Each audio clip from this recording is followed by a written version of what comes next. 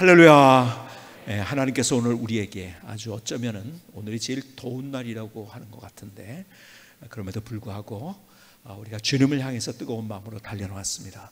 오늘 이 자리에 함께한 여러분 모두를 주님의 이름으로 환영을 드리고, 여러분의 삶에 더 멋진 하나님의 역사들 새로워질 수 있기를 주님의 이름으로 축복합니다. 축복합니다.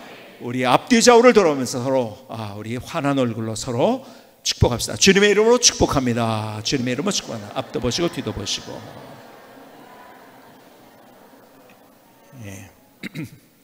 오늘 우리에게 귀한 말씀을 증거할 분은 우리 양병순 선교사님입니다.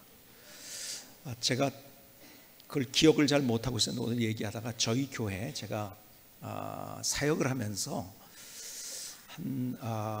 처음으로 전도사, 교육 전도사의 파트로 이렇게 처음으로 뽑았는데, 그때 처음으로 제가 교회를 시작하고서 1년 반이나 2년 됐을까요? 잘 기억이 잘 안 나는데, 하여간 그때 처음 우리 교회 전도사가 돼서 우리 교회에 파트 사역을 했어요. 그때 이런 말을 하면서 저희 교회에 왔습니다. 성광교회에 뼈를 묻겠습니다. 그런데 어느 날 선교를 가겠다고 하더라고요. 선교를 갔어요. 그래서 제가 뒷얘기를 좀 했습니다. 저 양병순 선교사 우리 교회 뼈를 묻는다더니 저기 다른 데로 갔다고. 근데 보니까 다른 데로 간 게 아니라 우리 교회 파송 선교사가 돼서 귀한 사역을 하기 때문에 우리의 또 귀한 지체인 줄 믿습니다. 정말 우리 양병순 선교사님, 이 카자흐스탄이 우리 선교사님들이 갈 때 전혀 복음을 들었던 사람이 없었던 그런 회교 이슬람권이죠. 거기는 이슬람 국가지요, 거의.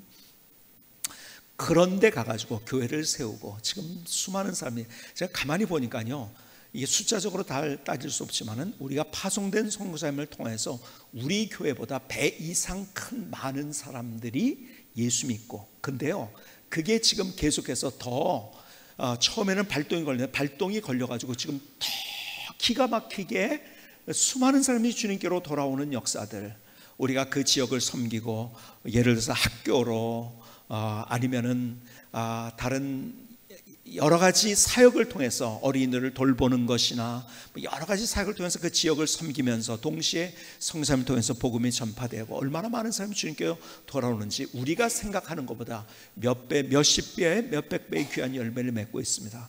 얼마나 참 감사하고 자랑스러운지 모르고, 특별히 우리 교회가 파송한 선교사님들이 이렇게 귀하게 사역을 잘 하고 있습니다. 우리 양병순 선사님 이제 안식년으로 이제 한국에 잠깐 들어와서 있게 되는데, 오늘 귀한 말씀을 증거하게 되었습니다. 하나님 앞에 영광의 박수를 돌리면서 뜨거운 마음으로 하나님 감사합니다. 뜨거운 마음으로 박수를 돌리며 귀한 말씀.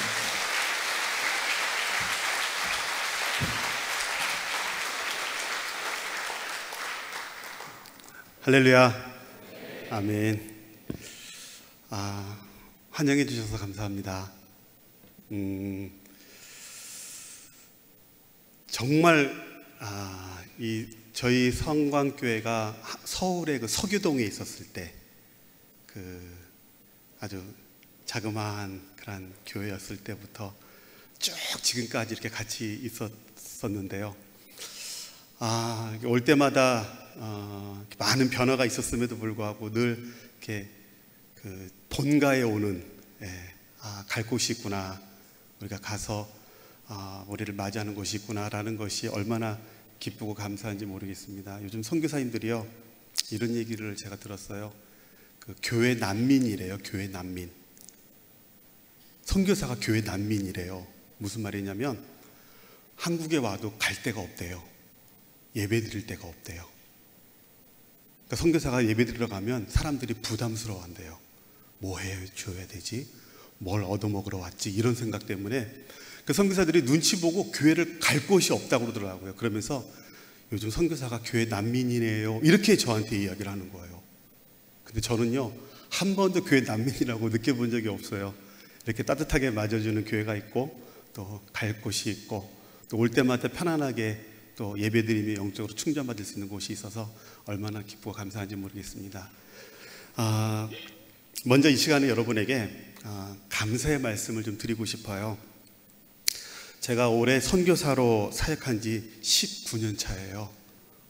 정말 오랜 시간 선교회에서 사역을 했는데, 사실 저는 참 선교사로서 이제 부족한 사람이거든요. 그런 저를 성광교회가 그 카자흐스탄 선교사로 파송해 주시고, 또 지금까지 기도와 물질로 후원해 주시고, 또 지원해 주셔서 정말 너무너무 감사드립니다. 뿐만 아니라 지난 6월 9일이 저희 카라간다 라드니 교회가 개척한 지 16주년이 되는 그런 날이었었어요. 저희 교회가 작지 않거든요. 여러분이 와서 보시면 와, 정말 잘 만들어졌다 이렇게 생각할 정도로 교회가 잘 세워져 있고요. 그 큰 교회 또 담임 목사이기도 하고요, 제가. 예. 그런데 그렇게 교회를 잘 세우고 이제는 현지인한테 위임할 때가 이제 다가오고 있어요.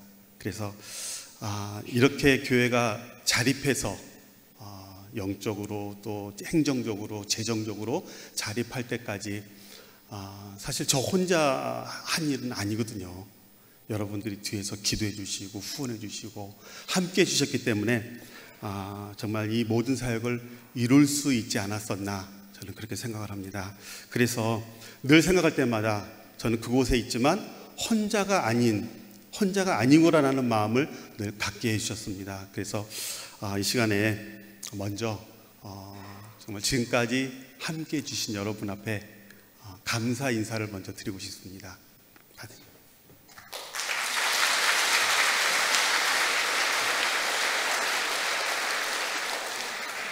본래 저는 선교에 관심이 없던 사람이었었어요. 아까 목사님 말씀하셨지만 저는 성광교회 뼈를 묻을 준비가 돼 있었던 사람이었습니다. 어렸을 때부터 어머니 손을 잡고 제가 하늘산 기도원을 자주 갔었어요. 이천석 목사님 살아계실 때 그때 그냥 하늘산 기도원 매일 이렇게 들락날락을 했는데, 하늘산 기도원에 가면은요, 그 당시에는 그 부흥 강사가 있으시잖아요. 근데 부흥 강사님들의 그 모습을 보면요, 하얀 양복을 입고요, 또 하얀 백구두를 신고, 그러고서 여기 서서 강단에서 말씀을 하셔요. 근데 어린 마음에 그게 너무너무 좋아 보이는 거예요. 그래서 하나님, 나 목사가 될 건데 나 목사 되면 저런 목사 될래요. 그리고 하나님께 서운했던 적이 있었어요. 저는 선교사 될 마음이 요만큼도 없어졌어요. 1994년도 베프티스트 비전을 1회로 하던 때에 제가 그때 청년부 담당 하면서 인솔자로 청년들을 데리고, 저희 성광교회 청년들을 데리고 그게 베프티스트 비전에 참석을 했어요. 참석을 했는데 마지막 그 저녁 강의가 이동훈 목사님이셨거든요. 근데 이동훈 목사님이 저녁 강의를 하면서 2년 동안 단기 선교를 헌신해라 이렇게 이제 콜링을 하셨어요. 콜링을 하는데 제가 이제 딱 앉고 제 양옆으로 이제 저희 청년들이 앉았었거든요. 근데 2년간 단기 선교 헌신하라고 그러는데 저는 선교에 관심이 없으니까 그냥 헌신 안 하고 그냥 가만히 있었어요. 다 눈을 감고 있었거든요. 근데 헌신할 사람 일어나라는 거예요. 일어나라고. 근데 갑자기 제 머릿속에 딱 스쳐가는 생각이 뭐였냐면은, 내가 여기 왜 왔지? 내가 여기 인솔자로 왔지. 이 청년들 인솔자로. 그러면 내가 마지막까지 끝까지 나의 역할을 다하자, 최선을 다하자 해가지고 제가 바람잡이가 되기로 결정을 한 거예요.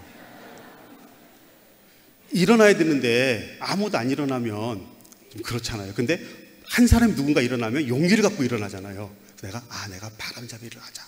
그래가지고 일부러 이렇게 막 제가 일어난다는 것을 이렇게 표시하면서 이러고 일어난 거예요. 전사님 일어났으니까 알아서 따라서 일어나라, 이런 식으로. 그러니까 이제 뭐 이동훈 목사님이 또 한 청년이 일어났습니다. 또 일어나십시오. 그러고 막 계속 콜링을 하시고, 이제 어느 정도 시간이 지나고 난 다음에 일어난 사람들에서 축복 기도를 해주셨어요. 제가 거기 사람들이 엄청난 축복 기도를 받은 거죠. 이동훈 목사님의 축복 기도를 받은 거죠. 예수님 이름으로 기도합니다. 아멘 하고 뜨겁게 기도해 준 다음에 제가 기도를 받고 눈을 딱 떴는데 보니까 아무도 안 일어나고 저 혼자 일어나는 거예요. 제가 그래서 앉으면서 그랬죠. 하나님, 이거 무효입니다. 저 그냥 바람잡이 한 거예요. 저 선교 안 나가요, 하나님. 막 이랬어요. 그때 그 배신감, 여기 청년들 아마 있을 겁니다. 그 당시에. 예, 그때 그 배신감은, 정말 말도 못했는데, 그냥 무효선언을 하고 이제 앉았어요. 앉았는데, 하나님이 그것을 기억하신 것 같아요. 아니, 기억하셨어요. 기억을 하시고, 그 다음 해에, 졸업하는 해에 하나님이 저를 선교사로 불러 쓰셨어요. 제가 1년 동안 작정 기도했거든요. 1년 동안 작정 기도하면서, 하나님, 제가 이제 졸업할 텐데 졸업하면은 어떻게 해야 되죠? 어디로 무엇을 해야 되죠? 하고 밥 먹고 나서 7시부터 8시까지 1시간 동안 강당에 앉아가지고 매일매일 기도했어요. 하나님, 좀 보여주세요. 제가 앞으로 뭘 해야 되죠? 이러는데요, 어느 날 기도하는데 갑자기 이런 생각이 들더라고요. 저 혼자만 기도하는 게 아니라 막 저기서도 쫙 그러고 기도하고 저쪽에서도 쫙 기도하고 막 기도들 하니까, 그 시간에 강당에 와서 우리 신학생들이. 근데 하나님이 바쁘시겠다 이런 생각이 드는 거예요. 왜냐면 저 사람들 기도를 다 들어주시려면 얼마나 바쁘실까. 그래서 제가 이렇게 딱 드는 생각이, 우리 하나님을 조금 쉽게 해드리자, 좀 편안하게 해드리자. 그래서 그 객관식으로 기도하기로 제가 결심을 한 거예요. 객관식으로. 하나님, 1번, 2번, 3번 하나 찍어주세요.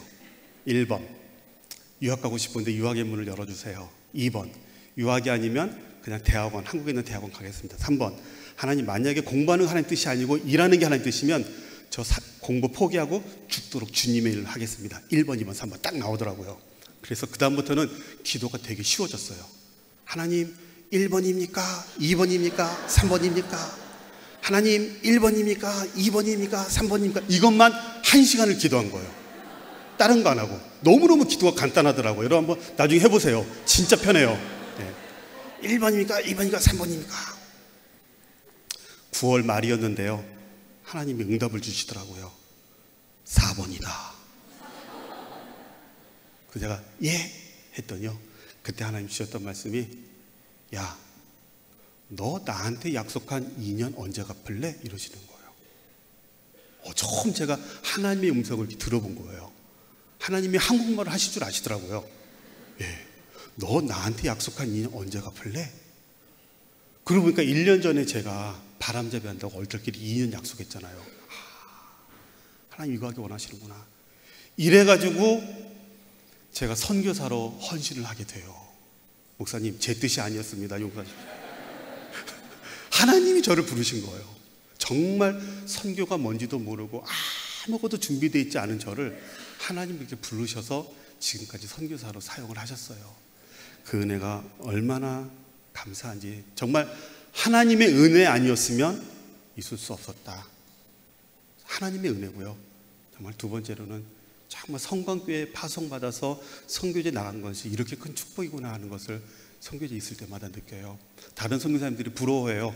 성광교회 파송이라고 그러면. 그 정도로 정말 어마어마한 사랑과 축복 가운데 저희가 사역을 잘 할 수 있었습니다. 정말 감사드립니다. 오늘 설교 제목이 사도행전 29장입니다. 설교 제목을 보시고 사도행전은 28장까지밖에 없는데? 라고 생각하신 분은 성경을 좀 읽으신 분이시고요. 사도행전 29장이 뭐가 써있지? 하고 이렇게 찾아보신 분이 계시다면 그분은 성경을 좀 읽으셔야 될 분입니다. 예. 근데 웃으시는 분이 조금 수상하신데, 예. 이 사도행전은요, 사도들의 선교 역사를 기록한 책이에요. 그래서 사도행전이에요. 사도행전. 그러니까 사도 누구냐면 예수님의 제자와 사도 바울이죠. 예수님의 제자와 사도 바울이 예루살렘 그 지역에 교회를 세우고 안디옥 교회를 세우고 또 바울에 의해서 소아시아와 유럽까지 이렇게 복음이 전파되잖아요. 이 선교 역사를 기록한, 사도들의 선교 역사를 기록한 것이 사도행전입니다. 그런데 이 사도행전을 읽다 보니까 하나 재미있는 사실을 제가 이제 발견한 거예요. 뭐냐면은 다른 성경은, 그러니까 여러분 성경 66권 중에서 65권은요 책이 끝날 때 끝이 있어요. 끝부분이 뭐 끝인사를 한다거나 주인공이 죽는다거나 아니면 다음 세대로 넘어가거나 이렇게 끝이 있어요. 끝났구나, 새로운 시작이 열리겠구나. 그런데 사도행전은 조금 다른 거예요. 뭐가 다른지 여러분 아까 본문 읽을 때 아셨나요? 모르셨나요? 다시 한번 읽어보실 때 여러분 한번 발견해 보십시오. 자, 30절, 31절. 자, 같이 읽습니다. 30절, 31절. 자, 시작. 자기에게 오는 사람을 다 영접하고 하나님의 나라를 전파하며 주 예수 그리스도에 관한 모든 것을 담대하게 거침없이 가르치더라. 이게 사도행전의 마지막 결말이에요. 주 예수 그리스도에 관한 모든 것을 담대하게 거침없이 가르치더라. 여러분, 이거는요 마침표가 아니에요. 쉼표예요. 쉼표. 그러니까 복음의 끝이 아니고 계속 이어져가는 진행형이라는 거예요. 진행형. 왜 이 사도행전을 쓴 누가는 이렇게 사도행전을 끝을 맺었을까? 뭐 주인공인 사도 바울이 뭐 죽었다거나, 아니면은 뭐 말씀을 다 복음을 전했다거나, 아니면 더 이상 복음을 전할 수 없는 상황이 되었다거나, 어떤 뭐 상황이 변했다는 뭐 이런 말씀이 없고 그냥 담대하게 주의 복음을 전하더라, 이렇게 끝을 맺은 거예요. 왜 누가는 이렇게 끝을 맺었을까? 누가는 무엇을 우리에게 말하고 싶었을까? 저는 이게 궁금하더라고요. 그래서 이 말씀을 묵상하면서 누가가 우리에게 무엇을 말하고자 했는가를 이렇게 생각해 본 거예요. 자, 첫 번째는 뭐냐면은 사도행전은 28장에서 끝이 나면 안 되고요, 계속 이어져야 된다는 거예요. 아멘? 사도행전은 28장에서 끝이 나면 안 돼요. 29장, 30장, 40장, 50장, 100장 계속 사도행전을 써야 되는 거예요. 아멘? 예, 그렇습니다. 선교는요, 주님이 다시 오실 때까지 계속 되어야 됩니다. 결단코 마침표가 찍혀서는 안 되는 거예요. 사도행전은 28장 31절에서 끝나면 안 되고요, 29장 1절을 다시 계속 써 나가야 된다는 것이죠. 그렇다면 왜 사도행전이 28장에서 끝이 났을까? 왜 거기에서 누가는 쉼표로 끝을 맺었을까? 그것은요, 사도행전 29장부터는요 사도들의 선교 이야기가 아닌 바로 우리들의 선교 이야기를 써야 된다는 거예요. 여러분의 선교 이야기. 그러니까 정확하게 말씀드리면 사도행전 29장이 아니라 성광행전 29장을 써야 된다는 거예요. 그때부터는 사도들의 선교 이야기가 아닌 우리들의 선교 이야기. 아멘? 예, 물론 저희 성광교회가 매년 국내로 해외로 열심히 선교를 하는 것 저희들 잘 압니다. 말하지 않아도 잘하고 계셔요. 뭐 올해도 벌써부터 이렇게 준비하신 거 광고를 통해서 제가 봤고요. 사실 저희 성광교회만큼만 선교한다면 우리 주님이 정말 얼마나 기뻐하실까라는 생각이 들 정도죠. 저희 침례교 해외선교회 초대 회장님이셨던 유병기 원로 목사님을 통해서 600명이 넘는 선교사들이 해외로 나간 거 여러분 잘 아시잖아요. 또한 저희 성광침례교회는 선교사 11가정을 파송해서 최선을 다해서 선교해주고 계시는 거, 뿐만 아니라 매년 해외 선교팀, 국내 선교팀 만들어서 많은 사역을 하고 돌아가신 사역지로 이렇게 가고 있지 않아요. 물론 성광행전은 이미 써나간 것을 저는 잘 알고 있습니다. 하지만 모든 교회가 다 그렇게 하고 있지 않다라는 거예요. 교회의 사명은 선교인데 그 사명을 잊은 교회가 여러분 얼마나 많은지 몰라요. 이번에 한국에 들어왔을 때 선교사로 있다가 지금은 국내에서 사역하고 계신 그 후배 목사를 만났어요. 후배 선교사를 만났는데 만나자마자 처음 한 이야기가 이런 이야기였어요. 형님, 혹시 한국에서 목회할 생각 없으세요? 그래서 제가 왜 갑자기? 그랬더니요, 이 후배가 하는 얘기가 이거예요. 지금 저희 침례교단에 약 150교회가 이렇게 세대 교체를 해야 되는 그런 시기래요. 뭐 정확한 거는 제가 잘 모르겠고요.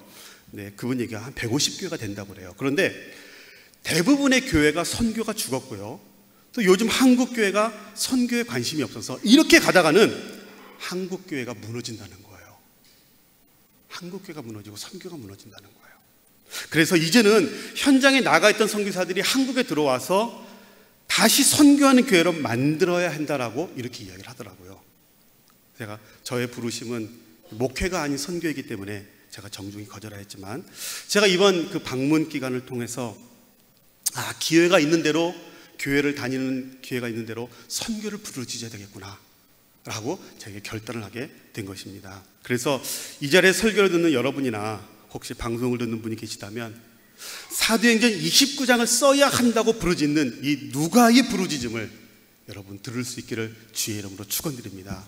꼭 매년마다 여러분을 통해서 사도행전, 아니 성광행전이 쓰여질 수 있기를 주의 이름으로 축원드립니다. 저희 카라간다 라드니 교회도요, 비록 선교사인 제가 세운 교회이지만 저희도 교회잖아요. 마땅히 선교를 해야 되잖아요. 그래서 지금 저희도 매년 해외 선교를 나가려고 준비를 하고 있어요. 없는 재정에서 쪼개서 또 모아서 그렇게 해서 저희도 나가려고 노력을 합니다. 그래서 라드니 행전 31장까지 저희들이 지금 써나가고 있습니다. 놀랍지 않습니까, 여러분? 둘째로요, 누가가 무엇을 얘기하고 싶은 것이냐? 우리 모두는 선교사로 부름받은 자로 땅끝까지 가서 교회를 세워 나가야 한다라고 이렇게 말씀하고 있어요. 교회를 세워 나가야 된다. 사도행전 13장 2절과 3절 말씀을 보시면, 이 안디옥 교회는 안디옥 교회가 바나바와 사울을 기도하고 금식하고 기도해서 안수해서 선교사로 보낸 이야기가 나와요. 우리야 선교사 파송이 무엇인지 또 어떻게 파송을 해야 되는지 잘 알고 있지만 사실 그때 당시에는 몰랐겠죠. 그냥 성령이 그렇게 하라고 시킨 거예요. 하다 보니까 그게 선교사 파송이고, 하다 보니까 그것이 교회의 사명인 것을 알게 된 거죠. 이 바나바와 사울이 선교를 나갔을 때에 어떤 일이 일어났습니까? 교회가 세워졌어요. 교회가. 여러분 잘 아시는 대로 1차 선교 때는 갈라데 교회가 세워졌고요, 2차 선교 때는 빌립보 교회, 데살로니가 교회, 고린도 교회가 세워졌고, 3차 선교 때는 에베소 교회가 세워졌죠. 그러니까 갈 때마다 교회가 세워졌다는 거예요. 교회가. 저는 이 선교라는 것은요, 교회가 세워지고 세워진 교회를 통해서 하나님 나라가 확장되어져 가는 것이라고 저는 그렇게 생각을 해요. 이런 생각이 자주 들어요. 이게 바둑의 원리와 비슷한 거예요. 바둑. 검은 돌이 있고 백돌이 있잖아요. 검은 돌이 있고 백돌이 있으면 이 백돌로 검은 돌에 딱 이렇게 하나를 놔요. 이거는 뭐냐면은 내가 너희들의 땅을 침범하겠다라고 하는 거거든요. 그러니까 백돌 하나가 굉장한 영향이 있는 거예요. 이 전체 구도를 확 틀어놓는 거거든요. 하나의 교회가 세워진다는 것은 뭐냐면은, 바로 선교지에 교회가 세워진다는 것은 뭐냐면은 그 땅에 교회를 세우고 교회를 통해서 하나님 나라를 확장시켜 가겠다고 하는 그런 그림인 거예요, 여러분. 이 교회의 비밀은 이거 어마어마한 거거든요. 그래서 여러분, 선교는요, 자신이 나가는 것도 선교고 누군가를 보내는 것도 선교입니다. 우리는 어떠한 모양으로라도 땅끝까지 나가서 교회를 세우고 복음을 전해야만 합니다. 아멘. 이 선교의 사명은 선교지에 나가 있는 저희 선교사들의 사명만이 아니라 우리 모두가 마땅히 해야 될 사명이라는 거예요. 왜냐하면 여러분이 교회이기 때문에 그런 거예요. 교회의 사명이 선교인데 여러분이 교회이기 때문에 선교는 여러분의 사명이라는 것이죠. 여러분 한 사람 한 사람의 사명이라는 거예요. 그러므로 사도행전 29장은 우리 각자의 선교 역사를 기록한 개인 행전이 되어야 된다는 겁니다. 다시 말씀드리면 양병순 행전 29장, 저의 선교 역사가 있어야 된다는 거예요. 저의 선교. 강태원 행전 29장, 졸지 말고 강태원 행전 29장 써야 된다는 거예요. 여러분의 선교 역사가 여러분의 삶 속에 반드시 있어야 된다는 것이죠. 왜냐하면 여러분이 교회이기 때문에. 이해되셨나요, 여러분? 예, 아멘. 이것밖에는 주님 앞에 갔을 때 남는 것이 없어요. 이것밖에. 왜냐하면 주님이 그거 하라고 이 땅에 교회를 세우셨고요, 우리가 그 교회니까. 그러므로 우리는 선교해야 됩니다, 여러분. 아멘. 나가든지 보내든지 해야 됩니다. 아멘. 언제까지요? 주님이 다시 오기 전까지. 그때는 마침표가 찍혀지는 거예요. 그러나 그 전까지는 계속 쉼표입니다. 우리가 써나가야 되는 거예요. 모든 민족의 구원을 얻을 때까지, 땅끝까지 복음이 전파될 때까지 우리의 선교는 계속 돼야 된다는 것이죠. 아멘. 아멘. 제가 여러분에게 질문 하나 해볼게요. 여러분, 이 세상에서 교회라는 단어를 제일 최초로 사용한 사람이 누군가요? 교회라는 단어가 없었을 때 최초로 누군가 교회라는 단어를 썼거든요. 그 누가 이 교회라는 단어를 썼나요? 예? 예수님이시죠. 예수님. 교회라는 단어를 만드신 분도 예수님이시고요, 처음으로 사용하신 분도 예수님이세요. 이 마태복음 16장에 가보시면 예수님이 십자가에 못 박히시기 전에 가이사랴 빌립보로 제자들을 데리고 갑니다. 거기서 물어보죠. 사람들이 나를 누구라고 하더냐? 그때 베드로가 대답합니다. 주는 그리스도시요 살아계신 하나님의 아들이십니다. 베드로야, 네가 참 복되다. 내가 이 반석 위에 내 교회를 세우리니 음부의 권세가 이기지 못하리라. 이러면서요, 교회라는 단어가 딱 나오는 거예요. 세상에 없던 단어예요. 교회가 뭔지도 모르는 상황이에요. 근데 예수님이 교회라는 단어를 사용하시더라는 거예요. 내 반석 위에 내 교회를 세우리니 음부의 권세가 이기지 못하리라. 이 교회의 비밀이잖아요. 음부의 권세가 이기지 못하는 내 교회. 그러면서 교회라는 단어가 나와요. 여러분 생각해 보십시오. 어떻게 예수님이 이 교회라는 단어를 사용하실 수 있었을까요? 어떻게? 그냥 갑자기 교회 이렇게 말하고 싶으셨을까요? 아니죠. 그분이 이 땅에 오셨을 때 이미 그분의 가슴 속에는요, 교회가 있으셨어요. 교회가. 예수님이 이 땅에 오신 이유 중에 하나가 뭐냐면요, 이 땅에 교회를 남겨놓는 거였어요.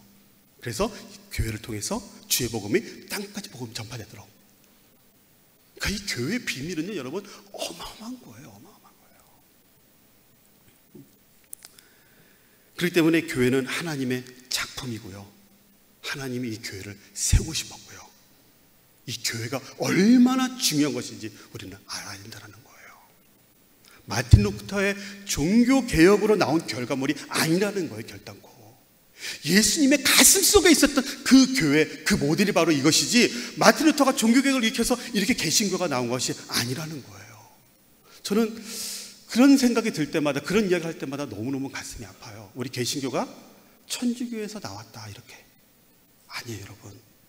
저는 그거 반대하고 싶어요.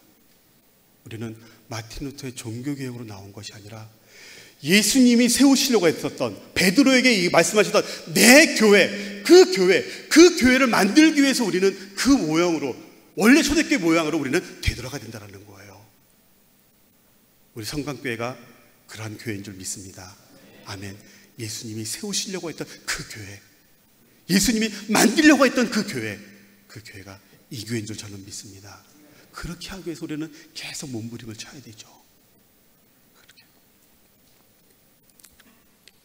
그래서 한 교회를 세운다는 것은요, 매우 중요한 의미가 있는 거예요. 우리가 세상에 한 교회를 세우는 것은요, 하나님의 꿈을 이루어드리는 거예요. 하나님의 꿈을. 예수님이요 33세밖에 사시지 않으셨잖아요. 전 그것도 너무너무 궁금했어요. 아니, 얼마나 많은 사람들이 예수님 메시아가 올 것이라고 막 예언했습니까? 근데 고작 33년 살다 가셨어요. 그리고 그 중에서 30년은 목수하시면서 가정일을 도왔고 고작 3년. 아니, 그것이라고 수많은 선지자들을 통해서 그렇게 이 땅에 메시아가 올 것이다, 메시아가 올 것이다 이렇게 예언하셨나. 그런데 3년이면 충만하셨다는 거예요. 그분의 사역은. 왜요? 예수님이 이 땅에 교회를 남겨놓으셨잖아요.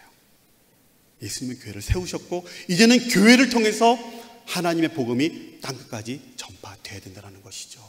그 때문에 교회의 역할, 교회의 사명은 여러분 너무너무 중요한 거예요. 작년 6월에 러시아 상페테르부르크에서 앞으로 10년 무엇을 할 것인가 라고 하는 제목을 가지고 CIS 선교 대회가 있었어요. 저희 가정도 이제 그 모임에 참석을 했는데, 그냥 구경도 좀 할 겸, 좀 쉴 겸 이렇게 편안한 마음으로 참석을 했습니다. 그런데 주님은 컨퍼런스 기간 내내 저와 제 아내에게 사역을 위임하고 떠나서 새롭게 사역을 다시 시작하라고 말씀을 계속 주시는 거예요. 아니 갑자기 왜 이런 음성을 주실까? 아직은 때가 아닌 것 같은데. 그리고 지난 16년 동안 카라간다 라디오교회를 개척해서 지금까지 만들어 오면서 얼마나 많이 힘들었고 고생했는지 이제는 조금 쉴 수 있는데 막 피살 당할 만한 그런 위험한 적도 있었고요. 뭐 마피아가 죽이겠다고 막 협박도 많이 받아봤고, 그렇게 해서 오랜 어려움을 이겨내고 이제 사역이 조금 편안하고 됐거든요. 저희 교회가 이제 건평이 800평이고요. 그 대지가 1,500평이에요. 뭐 성광교회보다 별로 안 크니까 놀라시지도 않네요. 예. 커요. 그래도 거기서는요. 그런데요, 제가 막 사진도 보여드리고 하면 참 좋은데 주님이 영광 받으시라고는 사진 준비를 안 했습니다. 그런데요, 1층에는 그 센터가 있고 2층은 교회인데 그동안은 건축, 수리 다 끝내서 이제는 고생 끝, 행복 시작이거든요. 현지인들 살 때들이 다 서 있어서요, 힘들 일이 별로 없어요. 그냥 이렇게 뒷짐지고 다니면 다 이렇게 알아서 하는, 너무너무 지금 사역하기가 좀 좋아졌거든요. 그런데 주님이 떠나라는 거예요. 너무 그 음성이 참 반갑지가 않더라고요. 그래서 하나님의 음성이 너무너무 참 안 듣고 싶어가지고 그냥 사실 아무한테 얘기 안 하면 모르잖아요. 딴 사람들은 저만 들었으니까. 그래서 얘기 안 하고 싶은데 주님이 계속 그 부담을 주시는 거예요. 아마 이거를 다른 사람들에게 이야기하면 아마 너 제정신이냐 이렇게 얘기할 거예요. 저희 부모님이 지난 작년에 저희 교회에 오셔서 한 달을 머문다 가셨는데 제 이야기를 듣고 교회를 다 둘러보시고서 하시는 말씀이 이랬습니다. 영성교사, 이거 아까워서 어떻게 놓고 가냐 이러시더라고요. 너무너무 좋아 잘 되어져 있는 모습을 보고 아깝다는 거예요. 하지만 성령님은 분명히 말씀하셨어요. 떠나라. 네가 편하게 살려고 선교사로 나온 거 아니지 않느냐. 선교지에 너의 왕국을 만들려고 선교사한 거 아니지 않느냐. 이렇게 얘기하시더라고요. 인도에 가 계신 어느 선교사님이 이런 고백을 하셨어요. 선교사는요, 선교지가 편하게 느껴질 때 그때가 떠날 때래요. 선교지가 편하게 느껴질 때. 사실 편하게 느껴질 때가 그때였거든요. 이제는 다 한 것 같아요, 주님. 그런 고백을 할 때였었거든요. 근데 주님은 떠나라는 거예요. 하나님의 음성을 듣고 떠나기로 했지만 그렇게 빨리 하나님이 떠나게 하실 줄은 몰랐어요. 음성을 듣고 지난 4월, 음성을 듣고 4개월이 지난 10월에 저희는 사역했던 것을 내려놓고 알마타로 안식년을 떠났습니다. 안식년을 떠나면서 교회 사역을 현지인 사역자에게 이렇게 물려준 거예요. 한번 해봐라. 1년 동안 해봐라. 그러나 문제가 생기면 내가 언제든지 다시 돌아오겠다. 그런데 문제가 없으면 사역을 위임하고 떠나는 것으로 하고, 제가 지금 알마타, 1000km 떨어진 알마타에서 지금 안식년을 하고 있는 중입니다. 그런데요, 사역이 너무 잘해요. 교회가 더 부흥해요. 아니, 선교사님 없으면 안 돼요 라고 그런 분위기여야 되는데 절대 그런 분위기가 아닌 거예요. 더 좋아하고 더 잘하고 있는 거예요. 내 사명은 여기까지구나. 지금 현재 그렇게 생각을 하면서 지금 이제 새로운 사역을 준비 중에 있습니다. 근데 하나님이 원하지도 않았는데 교회를 안 하려고 그랬는데 안식년이니까 안 하려고 그러는데 또 사람들을 붙여주셔가지고 또 교회가 거기서 이렇게 저희 가정에서 또 교회가 개척이 됐어요. 예. 하나님이 하시는구나. 하나님이 하시는구나. 여러분, 카라간다 알마타를 떠나서 새로운 사역지로 가니까 또 새로운 교회가 생기잖아요. 이렇게 하나님의 나라는 확장되어져 가는 거예요. 교회를 통해서. 분명한 것은 선교사는 교회를 세우는 사람이지 목회자는 아닌 거예요. 목회는 현지인을 통해서 목회가 되어야 되는 거고, 저희는 교회를 세워나가는 사람이라는 것이죠. 그래서 참 지금 저는 알마타에서 사역을 하면서 또 라디니교회가 잘 성장하는 것을 보면서 얼마나 제가 감사한 마음을 갖고 있는지 모릅니다. 저는 앞으로 이런 사역을 하고 싶어요. 제가 19년 차라고 말씀드렸잖아요. 러시아어도 잘하거든요. 세계에서 세 번째 안에 드는 어려운 언어가 러시아라고 말하더라고요. 근데 러시아도 잘하고요. 또 교회 경험도 있고. 그래서 앞으로 저희 침례교가 카자흐스탄에 한 50개 교회가 세워져 있어요. 저희 카자흐스탄에만. 근데 주변에 우즈베키스탄, 키르기스탄, 또 CIS 지역까지 러시아어를 쓰는 교회가 굉장히 많잖아요. 그래서 앞으로는 그 좋은 책을 출판해서 목회자들에게 나눠주는 사역, 아니면 그 교육 사역, 차세대 교육, 저희가 쉽게 이렇게 진흥원 사역이라고 이렇게 이야기를 하는데, 차세대 아이들에게 그 공과를 만들어주고 또 아이들을 교육하는 일들, 이런 사역을 앞으로 하면 어떨까, 이런 생각을 해보게 됩니다. 지금 기도하면서, 안식년이니까 기도하면서 하나님이 길을 인도해 주시도록 열어가시도록 하고 있는데, 여러분 기도 많이 해주시고, 또 여러분을 통해서 이제는 카자흐스탄을 떠나서 CIS 전체 지역까지 영향을 미치는 그런 놀라운 사역이 이루어질 수 있기를 또 간절히 바랍니다. 제가 영상 하나를 보여드릴게요. 이 영상은요, 2년 전에 그 금요기도회 때 제가 여러분에게 보여드렸던 영상인데 안 보신 분이 많으시니까 여러분 다시 한번 보여드리도록 하겠습니다. 한번 보시죠.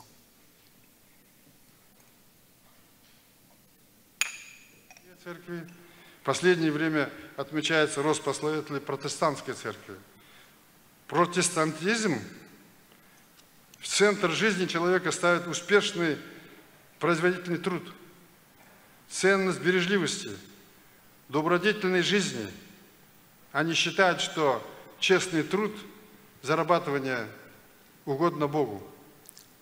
Именно проповедующие эту религию 6 стран в мире создают 36% богатства земли. Не все, наверное, на это обращали внимание. Таким образом, у каждой религии есть свои достоинства. Они должны всегда объединять казахстанцев, служить делу мира и согласия, развитию общества и экономики, укреплению государства. 누군지 혹시 아시나요? 카자흐스탄 대통령이세요. 문재인 대통령하고 많이 달라 보이죠? 이분이요, 90년도에 대통령이 돼서 구소련이 무너지면서 첫 번째 일대 대통령이 돼가지고 지금까지 대통령을 하시는 분이세요. 그리고 이분은 이제 그 법이 그렇게 만들어졌는데 그 돌아가실 때까지 대통령을 하시도록 그렇게 법이 만들어졌어요. 돌아가실 때. 어마어마한 분이세요. 어마어마한 분이세요. 거의 뭐 이렇게 신과 같은 존재예요. 저희 카자흐스탄에서는 신과 같은 존재. 95% 이상, 97%까지 지지를 받으면서 대통령이 지금도 되시는 분이시거든요. 이분이 지금 정치인들을 모아놓고 무슨 얘기를 한 거냐면요, 저희 카자흐스탄이 모슬림 국가잖아요. 근데 뭐라고 했냐면은 카자흐스탄에 기독교 개신교도들이 늘어가고 있다 지금. 그런데 이들은 교회에서 뭐라고 가르치냐면은 열심히 일하고 최선을 다해서 일하고 정직하게 일하는 것, 이것이 하나님 앞에 영광이 된다고 이렇게 가르친다. 그래서 그런지 몰라도 이 기독교인들이 열심히 일한다는 거예요. 뿐만 아니라 전 세계 6개의 나라가, 기독교 국가 중 6개 나라가 전 세계 36%의 부를 이렇게 가지고 있다는 것이죠. 그러면서 카자흐스탄이 앞으로 이 기독교를 잘 본받아서 좀 부강한 나라를 만들어가자, 지금 이런 얘기를 하고 있는 거예요. 근데 여러분은 지금 이걸 보면서 전혀 감동 없이 보는 걸 제가 이렇게 봤는데요, 여러분 이거는 어마어마한 일이에요. 이거는요 말이 안 되는 거예요. 대통령이 저 말을 한다는 것은 말이 안 되는 거예요. 모슬림 국가에서 대통령이 기독교인들을 본받아라, 이게 말이 되는 겁니까 여러분? 아직도 감이 안 잡히세요? 이거는요 어마어마한 일이에요 여러분. 이거 어떻게 표현해야 될지 모르겠는데, 그런데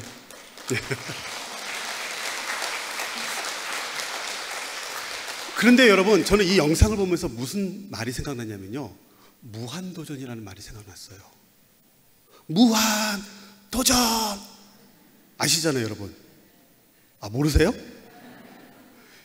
무한도전이 원래 이름이 여러분 뭔지 아시죠? 좀 보시는 분이세요. 무모한도전이에요. 무모한도전. 유재석이 무모한 도전을 했거든요. 소하고 줄달리기 시합을 해요. 소가 이기냐 내가 이기냐, 누가 이겨요? 당연히 소가 이기죠. 근데 해보는 거예요. 유재석이 지하철하고 달리기 시합을 해요. 지하철이 빠르냐 내가 빠르냐? 누가 빨라요? 당연히 지하철이 빠르죠. 근데 해보는 거예요. 무모한 도전을 해보는 거예요. 근데 그걸 했었을 때 사람들이 처음에는 웃었어요. 그런데 여러분 아시잖아요. 무한도전이 얼마나 저희들에게 감동을 줬습니까? 저 그거 보면서 많이 울었어요. 여러분들은 아니셨나요? 엄청 울었어요. 왜냐면요, 여러분 그 무모한 도전이지만 도전을 하면서 오는 그 감동이라는 게 있잖아요. 그리고 그것을 성취했을 때 그 열매, 그걸 보고서 정말 많이 감동을 받았어요. 여러분, 저희가요 카자흐스탄에 교회를 세우고 그 땅을 변화시켜 보겠다고 한 것이 무모한 도전이었었어요.